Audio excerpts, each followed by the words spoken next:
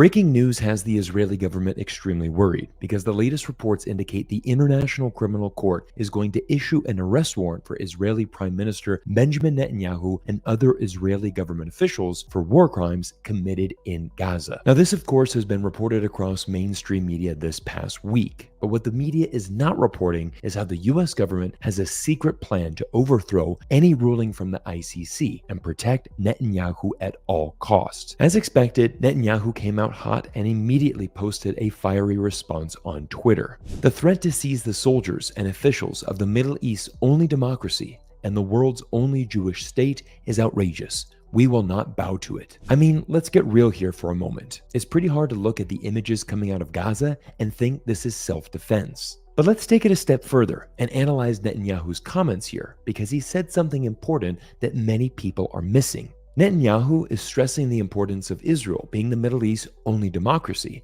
and as we know, the US government is the biggest promoter of democracy around the world. However, there is a massive contradiction unfolding before our very eyes. Because while the US and Israeli governments preach to the world the benefits of democracy and an international rules-based order, the harsh reality is neither of the governments actually adhere to the very rules they lecture the rest of the world about. Let me break it down. The International Criminal Court is an intergovernmental organization seated in The Hague, Netherlands. It was formed in 2002 to improve justice, international law, and human rights around the world. In total, 124 countries around the globe have signed on to support the rulings of the ICC, including every country in Europe and South America, along with other major countries like Canada, Mexico, Japan, and Australia. But no surprise here, guess which two countries don't recognize or support the rulings of the ICC? Of course, it's the United States and Israel. In reality, it makes perfect sense why neither of them does. The US government is responsible for more war crimes, death, and destruction across the globe than any other government. I mean, who can forget this report from the Washington Post last summer, revealing that post 9/11 wars created by the United States have contributed to some 4.5 million deaths. With this kind of history, why on earth would the US government stand in line with the ICC? So many US government officials would be arrested, the US government probably wouldn't have enough politicians left to actually run the country. A great example came in 2020, when ICC staff were looking into possible war crimes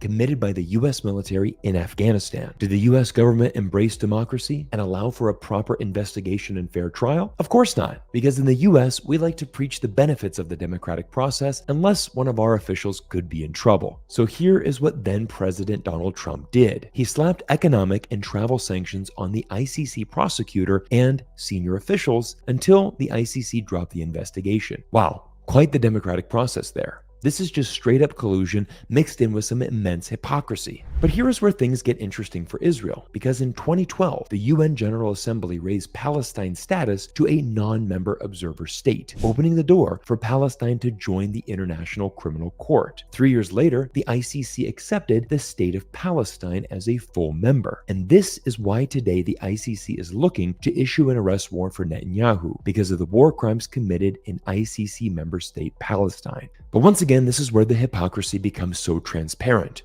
Neither Israel nor the United States recognize the ICC's jurisdiction, and whenever accusations of war crimes come out against Netanyahu, he simply declares any actions against him or his far-right government as being anti-Semitic. It's the classic response that anyone defending Israel's actions use. In fact, we are even seeing this played out on university campuses throughout the United States right now. Hundreds of thousands of students are gathering in universities across the US to stand up against the US government's blatant support and enabling of an actual genocide. But this is how disconnected from the truth some US government officials have become. Take a look at this dangerous tweet from Senator Marsha Blackburn. Any student who has promoted terrorism or engaged in terrorist acts on behalf of Hamas should be immediately added to the terrorist watch list and placed on the TSA no-fly list. I mean, just let that statement sink in. Here we have a sitting US senator labeling American students who are simply exercising their First Amendment rights as terrorists. These students are not engaged in terrorist acts on behalf of Hamas. That statement alone from Senator Blackburn is absolutely ridiculous. Students are protesting against a foreign country that has been ruled to be plausibly committing a genocide, and that genocide is 100% being funded by US tax dollars. There's nothing wrong with US citizens speaking out against this or demanding our tax dollars be used elsewhere. I mean, with the US border issue and the rise of homelessness,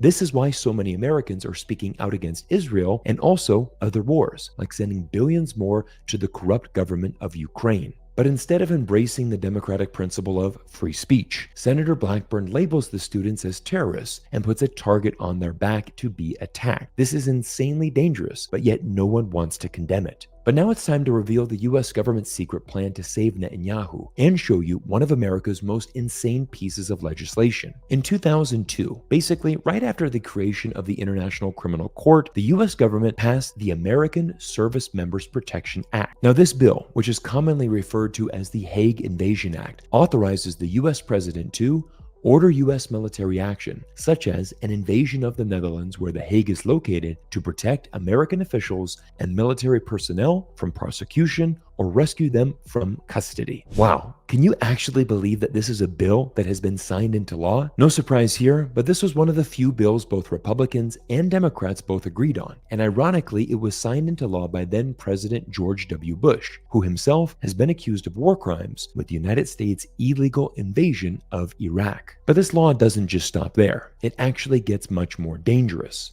This bill authorizes the US government to protect any covered United States persons. Basically, that refers to members of the US military, elected government officials, and any employees of the US government. But it also includes covered allied persons, which include government officials of countries who are US allies. Israel, of course, is one of America's biggest allies, so essentially with this bill, it means that if the ICC tried to arrest Netanyahu, the US government has the authority to militarily invade the Netherlands and stop the proceedings and protect Netanyahu and the entire Israeli government. To be honest, you couldn't find a better illustration of the immense disregard the US actually has for international law. And this also explains why the ICC is so reluctant to actually go after US officials and its allies. I mean, the reality is they literally could be invaded by the US military. Talk about a true obstruction of justice. Probably the best comment I've seen on this entire situation comes from fellow geopolitical YouTuber Kyle Kulinski, who states, "Iraq war protesters were smeared and hated in the moment. Same with Vietnam War protesters. Today, anybody with a functioning brain realizes they were 100% correct, and the conventional wisdom was dead wrong. The fact that people don't see this is exactly what's happening now is astonishing." Now everyone, the interesting thing about this entire ordeal is the simple fact that the United States did not wage any war when Donald Trump was in office from 2016 to 2020. But in Biden's 4 years of office, the Taliban has regained control of Afghanistan. Putin has invaded Ukraine. Iran has launched several proxy wars. Israel and Palestine relations are at arguably the worst point in history, and Africa is burning. And as we switch from the news portion of today's video, I want you to pay attention to our next segment, especially if you are an active investor, because times of war also spark incredible innovation. In fact, some of the most important things we use every day started with the military, and I found a new company that is literally changing the future of our world. Now, the founder of the company watched his father dedicate over 20 years of his life to solving one of the most crucial health issues for the military: radiation stemming from remote digital stations. Now, radiation from technology is actually a problem that affects pretty much everyone in the world at this point.